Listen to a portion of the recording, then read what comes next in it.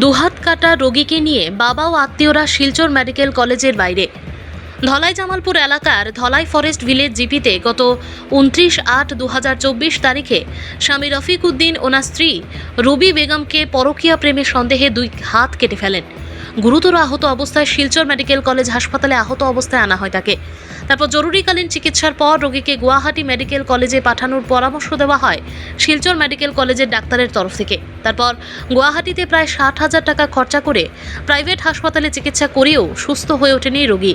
তারপর শিলচর ফিরে আসেন এবং শিলচর মেডিকেল কলেজে ভর্তি করানোর চেষ্টা করেন, কিন্তু অভিযোগ ডাক্তার নাকি ওনাদেরকে হাসপাতাল থেকে বেরিয়ে যাওয়ার জন্য বলেন। ভুক্তভোগীরা আরও অভিযোগ সংশ্লিষ্ট ডাক্তার তাদের সঙ্গে দুর্ব্যবহার করেন।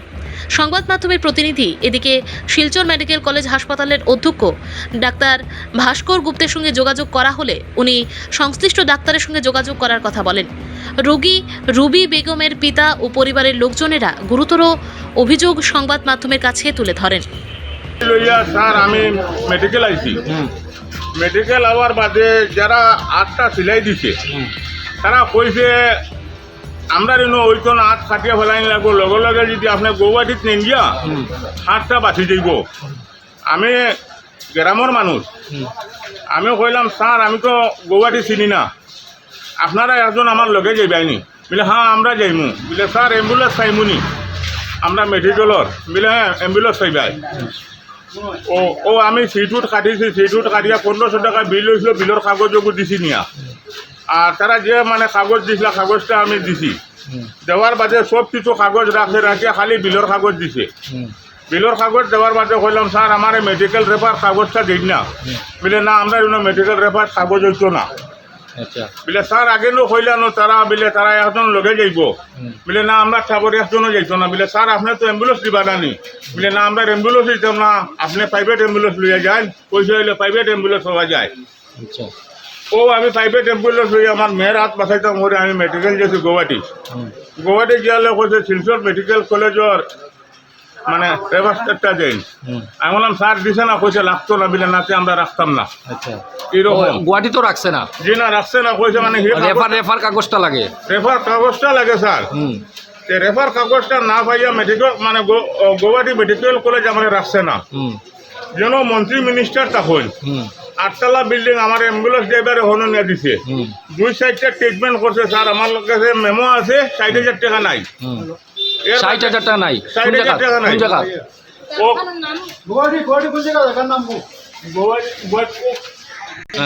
কোন জায়গা? গুয়াহাটি। হ্যাঁ গুয়াহাটি 8তলা বিল্ডিং। আচ্ছা ও তো একটা আছে। এ সময় কইছে মানে এখন 4 লাখ টাকা লাগবে। তাই দেখলাম আমার বিটা বিষয় 4 লাখ হইতো না। Guwahati private hospital. Private hospital. আচ্ছা মেট্রো হসপিটাল।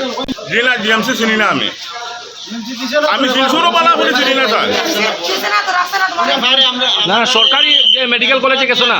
জিও জিএসি রাখছে না, মানে মেডিকেল মানে রেফার নাই, রাখছে না।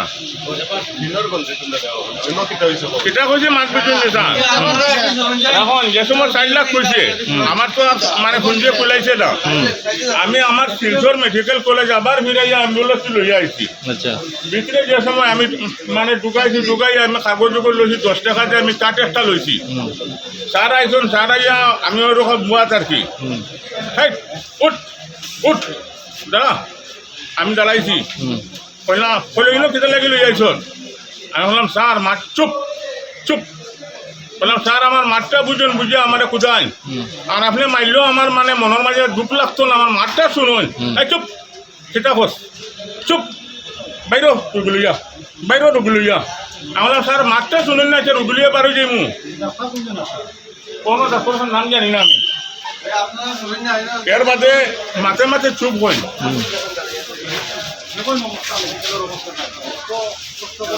এর বাদে স্যার আমারে কোনো রুগীরা খাই লুয়াইছুন বারো কালকে আইস।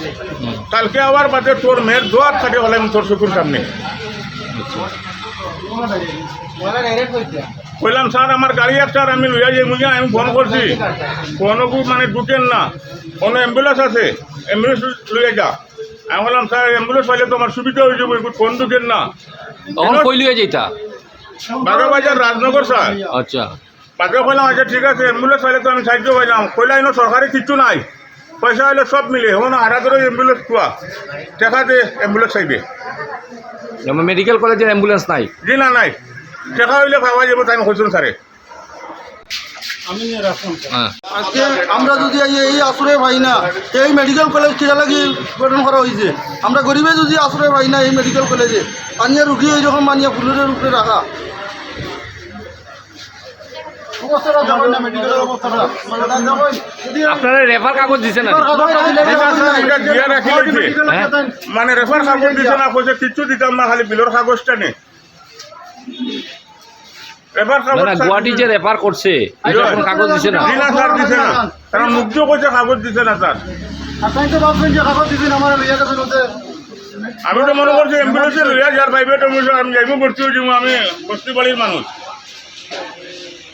রেফার না দেওয়ায় আমরা মেডিকেল কলেজে 60,000 টাকা খরচ করিয়া হন থেকে ঘুরিয়া আইয়া প্রাইভেট গৌহাটি থেকে আমরা অ্যাম্বুলেন্স লইয়া কারণটা কি মেডিকেল কলেজে মানে প্রাইভেট কেন দেখাইলা তোমরা প্রাইভেট তারা পাঠাইয়া দিছে তারা কইছে ওখানে গেলে 8টা টিকাইতে পারবে আমরা এখানে 8 টিকানি যাইতো না খাটিয়া বলবো তোমরা 8 ঘন্টার ভিতরে ওখানে বসো রাস্তা যাইতে লেট হয়েছে 8 ঘন্টা থাকি 12 ঘন্টা হয়ে গেছে তারা কইছে পারতো না হিন্দা কি দিয়া দিছে এর বাদে রেফার কাগজ নাই মেডিকেল কলেজের এর কারণে কইছে তোমরা ফিরিয়া জায়গাত লইয়া যাও ফিরিয়া আমরা পয়সা দিয়ে আমরা মেডিকেল কলেজে যাইয়া ভর্তি আর প্রসার করে আমরা বারে করে দিলে সে পয়সা ঋণ আর হইতো না এই মুরব্বী বেটা তান পুরান তোর সমান বেটারে না করাকে আঙ্গুল নিয়া কয় তুমি বাড়িয়ে যাও থেকে